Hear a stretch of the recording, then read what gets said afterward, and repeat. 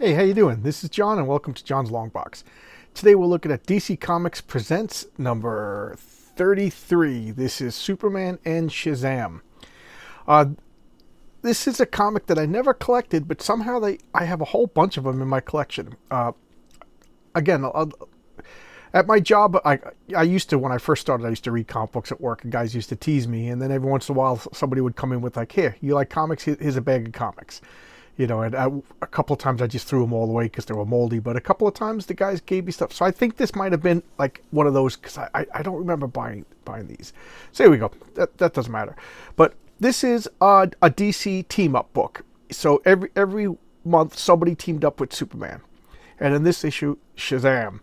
And I always feel I got to clarify. Shazam is the magic word. The hero's name is Captain Marvel. But at this point, I don't know what year it is, but if it's after 1972, Marvel Comics owns the name Captain Marvel. So DC can't use the name Captain Marvel on the covers of their comics. They could say it inside, but they can't use it for like a selling point. I know that's confusing, but that's the way it is. So Captain Marvel was originally created in, I forget what year, but like the 40s, 1940 or something like that, as a direct ripoff of Superman. They basically said, we want a Superman ripoff. So they made Captain Marvel. DC started suing Fawcett Comics, and the lawsuit was settled in 1954. And I don't think DC won. I think Fawcett just gave up and said, here, take all the comics, because after that, the congressional hearings, stuff like that, I think they thought that comic book publishing wasn't very popular. It wasn't very profitable. So they just gave it. And then somebody let the name Captain Marvel trademark lapse, and Marvel, as you can understand, just hopped on the name. So there you go. There's a brief little history of Captain Marvel, who says the word Shazam. Although these days in DC Comics, they just gave up, and they call the character Shazam now. They gave up, So there you go. So this is a team-up book. What do you notice about this cover? I'll give you to three. 1, 2, 3. That's Superman wearing Captain Marvel's outfit, and that's Captain Marvel wearing Superman's outfit. That is so DC. That is so DC. So let's take a look. This cover is by Rich Buckler and Dick Giordano. Rich Buckler, I talked about a few times. He was just a great comic book artist, a workhorse. Worked for Marvel and DC over and over again. Consummate professional.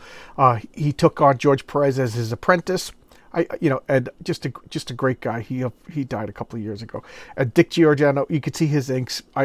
Although Rick Buckler was a famous chameleon, he could change his style to ape anybody else. But I definitely see the heavy Dick Giordano inks. Dick Giordano, if you ask me, was one of the people that made like a DC house style, as opposed to like Jack Kirby and John Buscema, who set up like a Marvel house style. So here we go. Here's the splash page. This page. Paper is incredibly white, so I don't know where I got it from.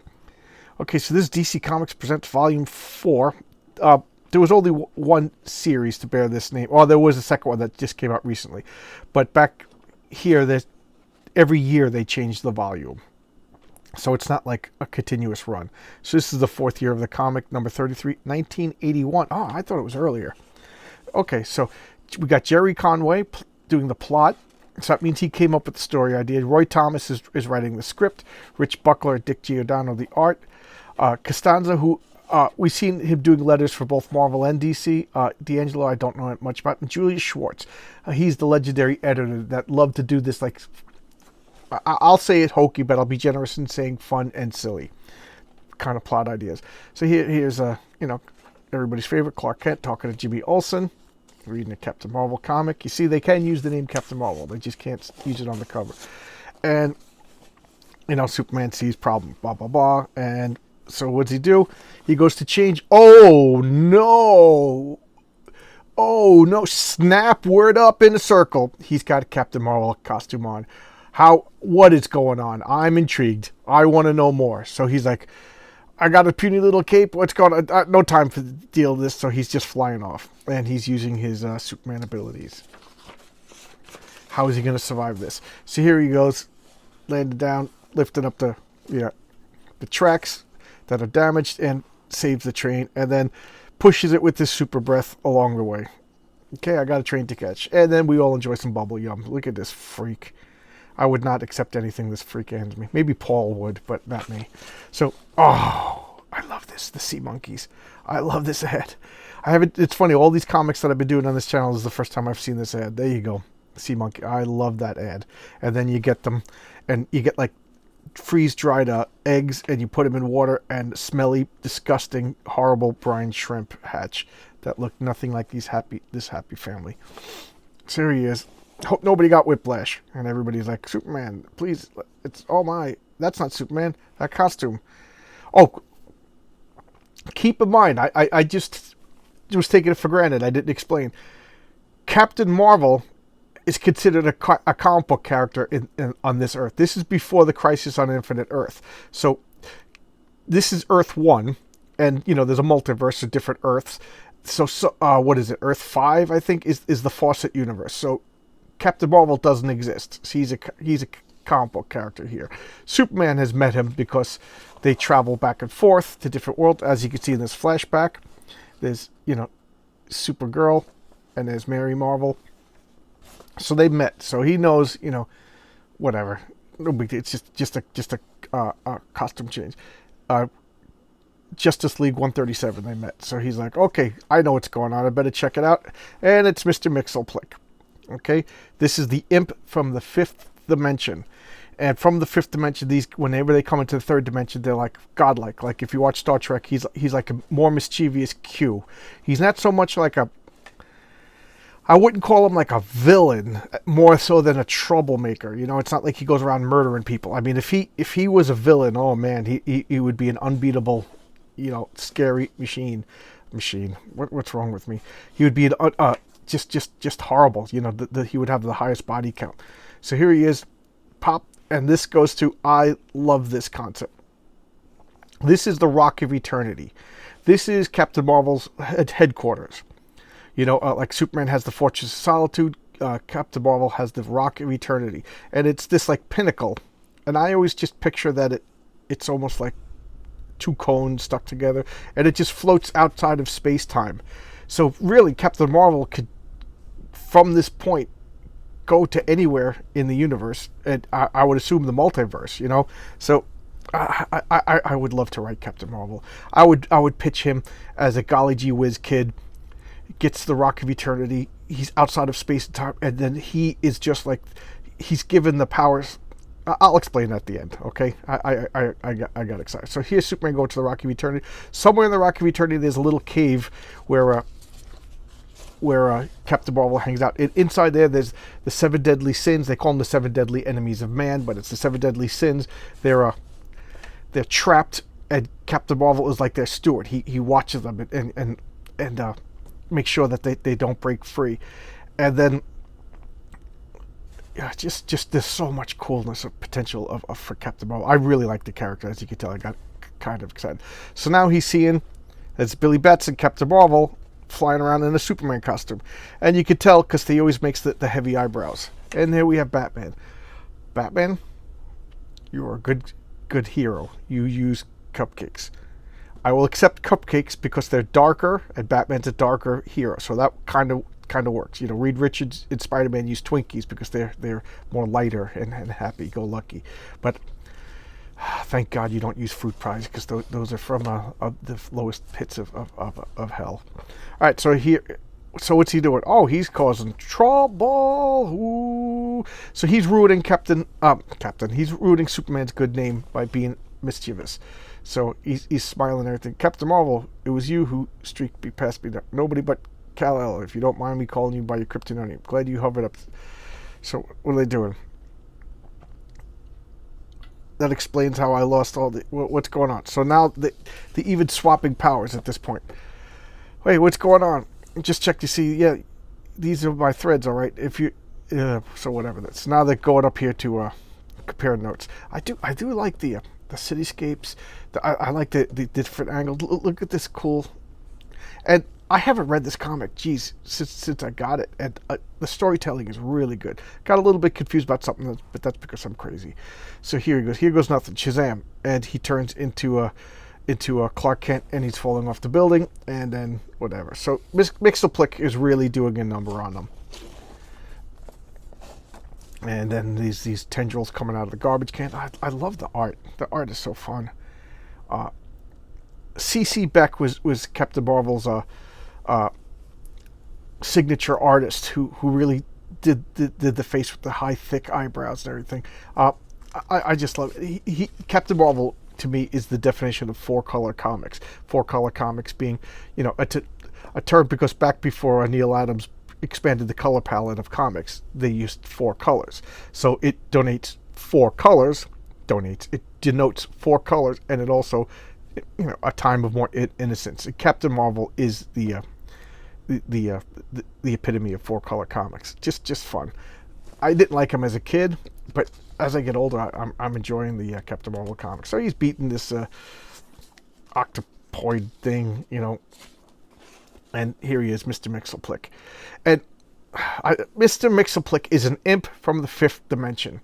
So he has like godlike powers, and he comes down to our dimension, our 3rd dimension, and just wreaks havoc and messes with everybody. He's, like I said, he's more troublesome and mischievous than evil or whatever. And then, of course, in other versions of him, in one version he says, like, for 1,000 years I'm going to be mischievous. For 1,000 years I'm going to be helpful. And I think it was Grant Morrison said, like, for the next 1,000 years I'm going to be evil. And everybody freaked out. Could you imagine if the guy was actually, like, evil rather than mischievous? So, there you go. They defeat him. Where do they go? I'll be back. What did happen? I forget. Usually has to have like a trick. Beat Mixelplick, the 5th dimensional imp, and general pain in the asteroid belt. You really should be more polite. But if you don't leave me, if you're stuck here, and I said to keep here because you have so much fun. I warn you, Mixelplick, you've gone too far. On the contrary, I've not gone far enough, but I will if only to plot. Need I add, I'll be back. He's gone, but I bet he wasn't. So he left because plot, Julius Schwartz's idea was over. So now they're going back and swapping their costumes, and everything's fine because they played their game with Mixelplick. Mixelplick is never really defeated. He's just like thwarted. So Grant Morrison also said like that the 5th dimension was the imagination. So he's just like literally an imaginary being that comes to Earth and could imagine things and create things. It's kind of a cool idea. And this is Mr. Mind. Mr. Mind is Captain Marvel's main villain. He's a little worm that has this little thing so he could speak, and he has these antennas and he could control people's minds. So these are like Superman's 2 biggest troublemaking villains. And keep in mind, all of Captain Marvel's villains are more like, they're not murderers and stuff like that. They'll steal like a gem or whatever, but they're more mischievous because he's more innocent. So now they had a backup tale in DC Comics Presents Whatever Happened To, and then they would take like a lesser known DC comic that you haven't seen for a while, or character rather, and then tell us something about it. So this is Whatever Happened to Star Hawkins. So this is a character that's so rare that I know nothing about Star Hawkins, other than he's got a freaky android. So I don't even know what's going on. Whatever happened to Star Hawkins? I kind of like the art though. So here you go. What's going on? No clue. Whatever happened to Starhawk? And then Pear Mail. Let's take a look at the name. Roy Thomas. So Roy Thomas wrote a letter in his comic. Marg Lagasse, Kevin Dennis. And this is the statement of ownership. They had to do this once a year. Prove like the subscription rate and stuff like that to make you qualify for a subscription for Media Mail. So there you go. This is DC Comics Presents. It's a fun, silly comic. No great stakes. I love the artwork. The storytelling is great. This is from like a more simpler age of comics. Keep in mind, Marvel at this point is banging full on with like the Death of Phoenix and just realistic, more mature comics, and DC still has that. Like this DC Detective Comics and Batman comics are going pretty serious now. It's still pre-crisis, so it's not like Frank Miller grim and gritty era yet, but they're doing some serious stuff. And then they also have Julius Schwartz side of DC that does a lot of the silly stuff, and Wonder Woman at this point was very childlike. So there you go. This is like a weird period in DC Comics. Like, are they, because they purposely shifted to become more like a Marvel, but it didn't happen yet. So like, you still have some old timers who treat comics like a child medium, and then you got new guys who are making comics for the aging out audience. Like, the average comic book reader is getting older and older at this point. So it was a weird time. I imagine must have been some confusion in the DC offices. So now get back to my thoughts on Captain Marvel. So the S is for Solomon, the H is for Hercules, the A is for Achilles, the Z is for Zeus, the other A is for Atlas, and the M is for Mercury. So I'll Mercury speed, Atlas stamina, Zeus power, Achilles is courage and like strategy, and Hercules is strength. The wisdom of Solomon, that's the one that always gets me. The wisdom of Solomon. If you read the story of Solomon, he's the famous king of Israel. I never thought Solomon was particularly smart. I mean, let's cut the baby in half. Ta-da. But that's a metaphor for what happened to Israel. Israel was cut in half, and only one side cried over it, and that is the true Israel. That's to me what I think the story is. So, whatever. He wasn't particularly smart. He was also seduced by women and stuff like that. So, but all these tales of him trapping demons and jinn, he had the ring that he could bespell and besorcel thousands of wizards and stuff like that. That to me is the wisdom of Solomon. So I take this as, you have these immortal, powerful beings, and then the greatest wizard of all time, all together in the Rock of Eternity.